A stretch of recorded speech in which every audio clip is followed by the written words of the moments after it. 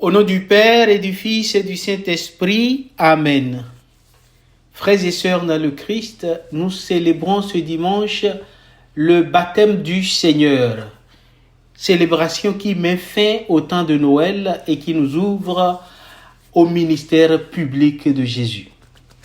En célébrant aujourd'hui le baptême du Seigneur, l'Église ne nous invite pas simplement à contempler un épisode de la vie de Jésus. Elle nous convie à un retour aux sources. Cette fête agit comme un miroir spirituel. En regardant le Christ entrer dans les eaux du Jourdain, nous sommes invités à nous souvenir de ce que nous sommes devenus le jour de notre baptême. Noël nous a révélé un Dieu proche. Aujourd'hui, le baptême du Seigneur nous révèle un Dieu solidaire qui entre dans notre condition pour la transformer de l'intérieur. Et ce qu'il inaugure au Jourdain, il veut le poursuivre dans la vie de chacun de nous. La première lecture de ce dimanche est tirée du livre d'Isaïe au chapitre 42, versets 1 à 4 et 6 à 7. Elle nous présente une figure étonnante, le serviteur du Seigneur. Tout dans ce portrait va à contre-courant des logiques humaines de pouvoir. Le Seigneur, ce serviteur n'impose pas, il ne crie pas, il ne s'affirme pas par contrainte. Sa force est une force silencieuse, patiente et persévérante. Il ne brisera pas le roseau froissé, nous dit la lecture. Et cette image, chers frères et sœurs, est bouleversante. Elle nous dit comment Dieu regarde l'humanité blessée, fragile, parfois découragée. Dieu ne vient pas achever ce qui est déjà fragile. Il vient le soutenir, le redresser, le guérir. Jésus, au Jourdain, assume pleinement cette mission. Lui qui est sans péché accepte de se tenir dans la file des pécheurs. Il ne se place pas au-dessus, mais au milieu. Nous devons nous rendre compte, chers frères et sœurs, que cette attitude éclaire profondément le sens de notre baptême.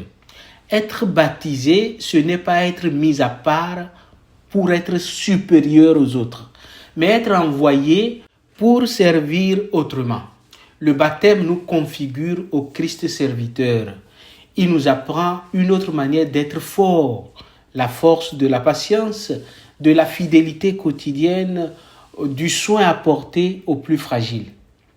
Cette lecture, chers frères et sœurs, nous interroge.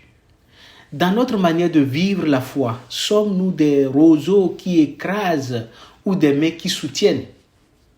Le baptême nous appelle à devenir des lieux où les autres peuvent respirer, reprendre courage, se relever. Baptiser, tu ne dois pas être une occasion de fragilisation ou de destruction de l'autre, mais une opportunité pour le relèvement des personnes qui sont dans l'angoisse et dans la peine. La deuxième lecture de ce jour est tirée des Actes des Apôtres au chapitre 10, versets 34 à 38. Pierre fait une confession majeure dans cette lecture. Dieu ne fait pas exception des personnes, dit-il. Et cette affirmation marque un tournant décisif dans l'histoire de l'Église. Le salut n'est pas réservé à un cercle fermé. C'est ce que pensait le groupe des gnostiques au début de l'Église.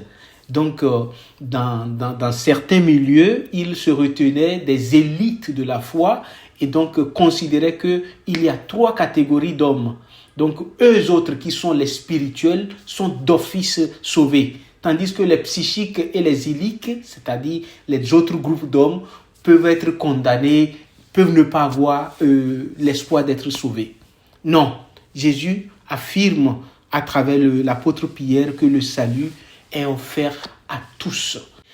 Pierre relie la vie de Jésus à partir de son baptême. Jésus a été oint de l'Esprit Saint et il a parcouru des chemins en faisant le bien.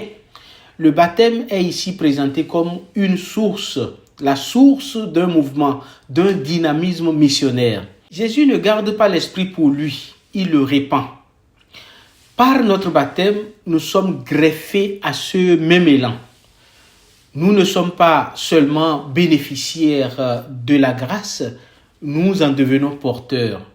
Cela donne au baptême une dimension profondément relationnelle et sociale. Il nous engage dans le réel, dans l'histoire, dans les blessures du monde. Ce texte, chers frères et sœurs, nous pousse à un discernement lucide. Notre foi est-elle une identité fermée ou une mission ouverte? Le baptême nous décentre de nous-mêmes, normalement. Il nous apprend à reconnaître l'action de Dieu là où nous ne l'attendions même pas. Là où il y a de la bonté, de la justice, de la vérité vécue, l'Esprit est déjà à l'œuvre. Vivre en baptisé, chers frères et sœurs, c'est accepter d'être des ponts et non des murs, des signes de communion dans un monde fragmenté.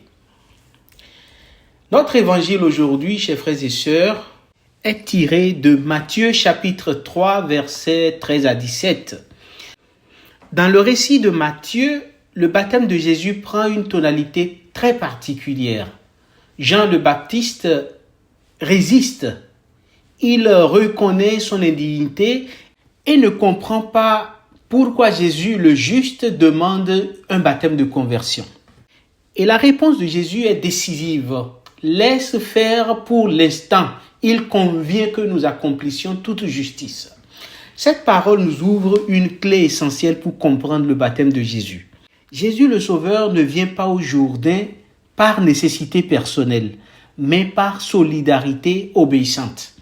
Il choisit de s'aligner sur le chemin de l'humanité, d'assumer jusqu'au bout la condition de ceux qu'il est venu sauver. Voilà pourquoi un des pères de l'Église, Grégoire de Nazianze, dit que ce qui n'est pas assumé, ce qui n'a pas été assumé, ne peut pas être sauvé. Donc le Seigneur a tout assumé de l'humanité pour pouvoir la sauver.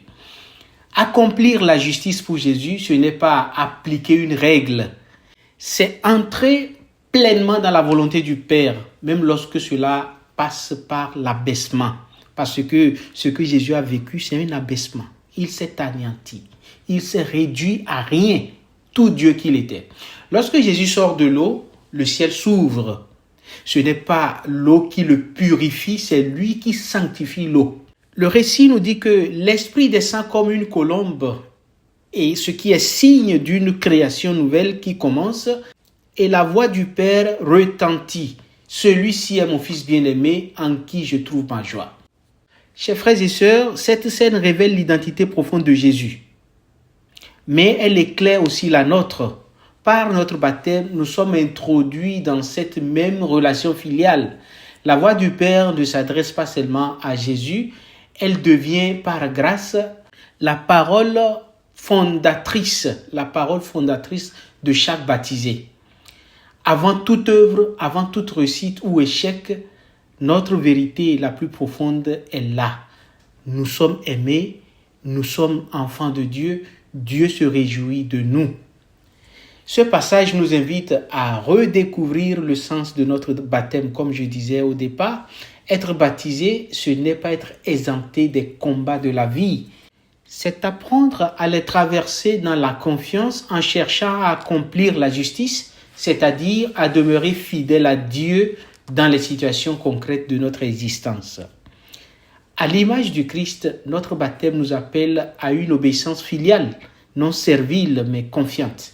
Une obéissance qui ouvre le ciel, laisse l'Esprit agir et transforme peu à peu notre vie en un lieu de communion avec Dieu. Chers frères et sœurs dans le Christ, en ce dimanche du baptême du Seigneur, l'Église nous invite à faire mémoire, non avec nostalgie, mais avec responsabilité. La grâce baptismale demande à être réveillée, entretenue, incarnée. Beaucoup de chrétiens ignorent le jour de leur baptême. Ils ne s'en souviennent pas. Mais ils se souviennent du jour de leur naissance physique et ils en célèbrent parfois même avec grande pompe le retour annuel qu'on appelle anniversaire. Eh bien, c'est la naissance qui nous garantit la vie éternelle, c'est-à-dire le baptême, que nous devrions célébrer davantage. Et cela est important et nous devons nous rappeler qu'il ne sert à rien de naître si on ne renaît pas à la nouvelle vie. Que cette célébration ravive en nous le désir de vivre pleinement ce que nous sommes déjà, serviteurs à la lumière du Christ, missionnaires du bien, enfants bien-aimés du Père. Prions. Seigneur Jésus, toi qui es entré dans les eaux du Jourdain pour nous ouvrir le ciel, réveille en nous la grâce de notre baptême. Que ton esprit nous apprenne la douceur du service, le courage de la mission et la joie d'être aimé sans condition. Fais de notre vie un reflet humble et fidèle de ton amour pour le monde. Amen. Chers frères et sœurs, je vous souhaite un très bon dimanche et une bonne entrée dans le temps ordinaire de notre année liturgique et qui va commencer dès le dimanche prochain. Que le Seigneur nous bénisse et demeure avec nous au nom du Père et du Fils et du Saint-Esprit. Amen. À dimanche prochain par la grâce de Dieu.